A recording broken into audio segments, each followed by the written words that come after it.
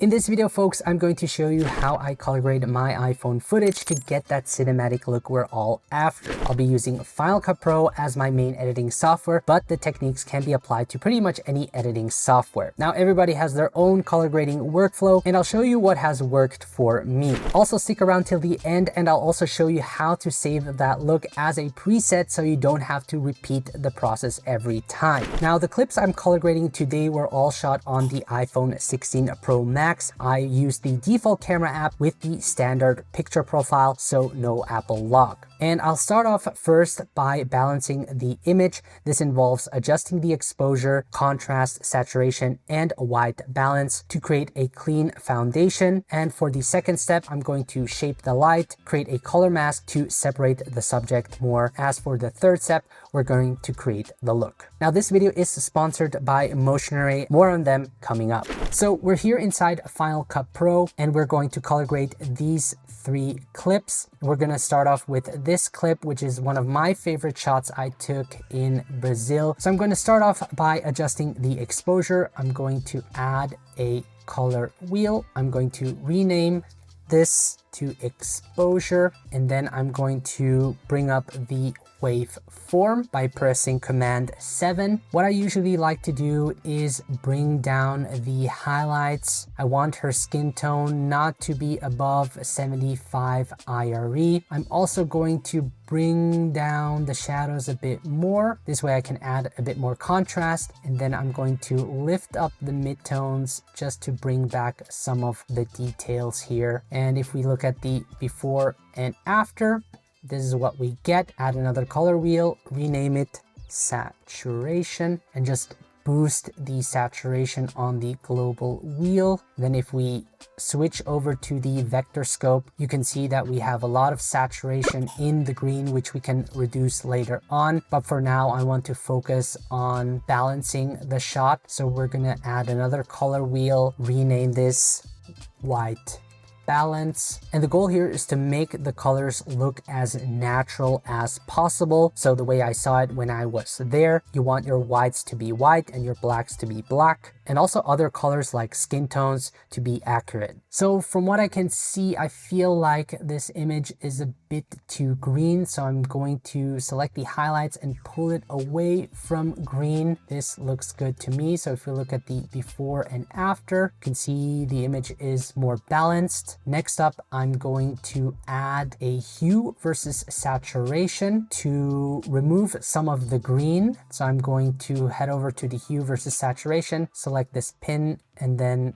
select the green and pull down to reduce it to around here. I think this looks good. Get more of that green. Okay. I also feel that her skin is a bit too saturated, so I'm going to select her skin and just reduce this part as well. If we look at the before and after, and what we can do now is head back to the saturation and increase the saturation. I think this looks good. What I'm also going to do is adjust her skin tones. I'm going to add a shape mask and just isolate her skin. I want to make sure her skin lies on this skin tone line, which I can improve a bit by heading back to the hue versus saturation. And then in the hue versus hue, I can change the color of that hue. So by selecting her skin, I can pull it more towards the skin tone line. So this looks good. I'm going to disable the shape mask. The next thing I want to do is reshape the light. I'm going to add another color wheel and then add a shape mask, position it around her, going to feather it. I'm going to select the outside of the mask and then bring down the highlights to around here and the midtones. If we look at the before and after, you can see that our eyes are drawn more towards her. The next thing I'm going to do is add a bit of separation by adding another color wheel, selecting color mask, and then I'm going to isolate her. I'm going to select the view mask, So the white area is the inside and the dark area the outside. We're first going to start with the inside of the mask. I'm going to disable the mask and then push the highlights towards orange to add some warmth, as well in the midtones. And then I'm going to select the outside mask, and then I'm going to add some teal into the shot. This looks great. And because we added more warmth into her skin, I'm going to reduce that by heading back to the hue versus saturation and just reduce it a bit more. All right, so if we look at the before and after, you can see we created a little bit of separation. So next we'll focus on shaping the look of this clip. Rather than starting from scratch, we'll use a LUT, which is like a color preset that instantly gives your video a distinctive style. If you're just starting out as a video creator, Motion Array, the sponsor of today's video, is an amazing resource for high quality assets like these. And I've been using their library for years for my YouTube videos and client projects. It's a game changer that makes your videos look more professional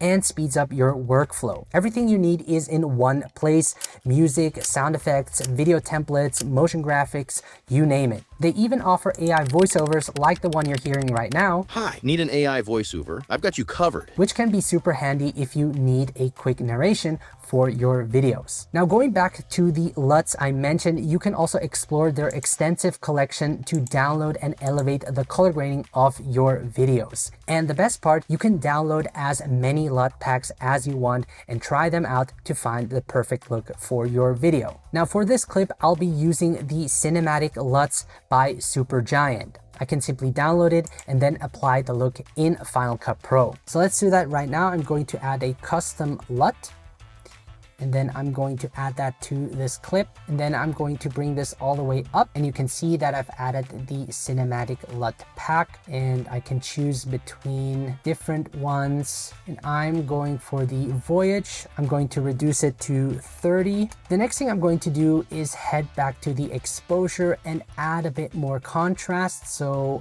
I'm going to bring this down. Now I feel like this image is still a bit too green, so I'm going to head back to the white balance and pull it away from green.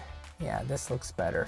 Now, when we look at the before and after, you can see that we get a distinctive look. It's really things like these that make the color grading process so much easier and more efficient. I highly recommend you check it out to see how it can streamline your video production process. Plus, if you use the link in the video description below, you'll get $50 off the annual plan. With that said, thank you so much, Motion Array, for sponsoring this video. Let's continue. So you could export this as the final look for your video, but I'm going to take it a step further and add a vintage dreamy vibe to the clip. So the first thing I'm going to do is add a color curve. So I'm simply going to create a point here and then lift up the shadows to around here. You can see if we look at the before and after, it makes the image look a bit more washed out and gives it that vintage vibe. The next thing I'm going to do is actually add a fake light source. And this is a plugin from Motion VFX called M-Movie Light. And my favorite one is the M-Movie Light 31. You can see when I apply it, it creates that nice fake natural light. And I'm going to bring this all the way above the LUT, and I'm going to reduce the opacity. I can also adjust the position of the light. It also automatically adds a vignette. You can see if I put it to 0, I actually like it more with the vignette, so I'm going to add 60% to it. Yeah, and this to me looks great. I feel like her skin tones are a bit too saturated, so I'm going to head back to the hue versus saturation and just pull down on her skin color. Yeah, this looks great. So if we look at the before and after, you can see it created this vignette and added this fake light source. And by having that, it makes the image look less like it was shot on an iPhone and adds more depth. The next plugin I like to use is the M Film Look. So I'm going to apply the M Film Look to the clip and also add this above all the others. And you can see we get this onboard control. So what I like to add first is Aberration. So I want this to be around here and feather it a bit more. If you look at the corners before and after. It adds that nice aberration. I'm also going to add lens blur, adjust the aspect, maybe not that intense. And this again creates more depth and helps focus the viewer's attention towards her. And I'm going to add grain so that it blends in all the colors a bit better. I'm going to reduce the intensity. So if you look at the before and after, it really adds more depth to the image. So there you have it. That is the final look. And in order to save this as a preset, you can select the clip, head over to Save Effects Preset, and make sure everything is selected in the attributes. And then I can save this as standard Apple LUT 1 and then save it. I'll save it in my favorites. And then over here, I have the Apple standard LUT, which I can apply. I probably remove the movie lights and adjust the exposure. And now we have a consistent look across clips. I can also do the same thing with this clip, apply it, and then again, make a few adjustments in the exposure tab, bring up the highlights, midtones, maybe reduce a bit of the saturation, and this to me looks really good. So I hope this gave you a clear idea of how to color grade your iPhone footage for cinematic results. If you have any questions, feel free to drop a comment. If you'd like to dive deeper, I offer an online course that guides you step by step from planning and filming to editing and publishing high quality videos, all shot with your phone. Check out the link below. Thank you so much for watching and see you in the next one.